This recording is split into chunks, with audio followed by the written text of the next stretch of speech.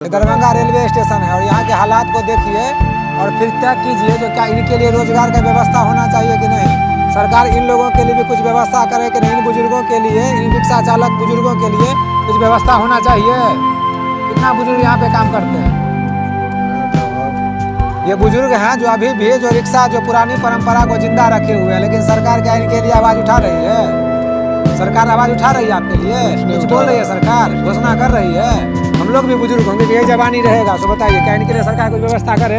जी करना करे ना व्यवस्था। ये बुजुर्ग है अभी भी, देखिए पुरानी परंपरा को जिंदा करके रखे हुए हैं। रखे ना पुरानी परंपरा को जिंदा, ये बुजुर्ग ही रखे हैं ना। इन बुजुर्गों के लिए कुछ व्यवस्था होना चाहिए कि नहीं होना चाहिए। होना चाहिए भाई साहब।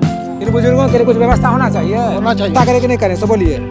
फिर हंसी लग रहा है, हंसने की बात है। या बुजुर्ग नहीं होइएगा, बूढ़ा नहीं होइएगा, होइएगा कि नहीं होइएगा। लेकिन ये बुजुर्ग जो अभी हैं इस अवस्था में जो पहुंचे हुए हैं और ये 200 से 300 रुपया कमाते हैं, सरकार इनके लिए भी 1 वे लगा दी थी। क्या इनके लिए व्यवस्था होना चाहिए कि नहीं होना चाहिए। कोई भी सरकारी योजना का लाभ इनको अलग से मिलना चाहिए कि नहीं मिलना चाहिए। इन बुजुर्गों के उत्थान के लिए क्या सरकार पहल करे। पहल करना चाहिए हो। तो आप लोग भी कुछ आवाज उठाते हैं कि नहीं अपने समाज में। बोलते हैं ना बुजुर्गों के उत्थान के लिए कुछ होना चाहिए सरकार को। सरकार आपके लिए कुछ व्यवस्था करती है। क्या कीजिएगा कि आप बुजुर्ग आदमी हैं, आप अपने समाज में बोले हैं कि नहीं बोले हैं कुछ भी जो हमारे लिए भी वैकल्पिक व्यवस्था हो। सरकार हमारे लिए कुछ करे। आप बुजुर्ग हो गए, अभी आप आराम करते घर पे, लेकिन बावजूद इसके आप रिक्शा चला रहे हैं। क्या सरकार को होना चाहिए कि नहीं होना चाहिए। इनके लिए व्यवस्था होना चाहिए ना। सरकार तो सुनिए नहीं रहा। आप बुजुर्ग होइएगा ना। ओ भाई समझ रही है, हंसने की बात है भाई, मजाक चल रहा है यहाँ, कॉमेडी चल रहा है क्या। आप बूढ़ा होइएगा ना। होइएगा बूढ़ा, तो क्या इस बूढ़ा के लिए व्यवस्था होना चाहिए। सरकार कुछ व्यवस्था करे कि नहीं करे, सो बोलिए। ये रिक्शा को बचा के रखे हैं, पुरानी परंपरा को बचा के रखे हैं। देखिए इस रिक्शा को देखिए और इस रिक्शा की परंपरा को जो बचा के रखे हैं उसके सरकार व्यवस्था करे बुजुर्गों के लिए। करना चाहिए करे ना व्यवस्था।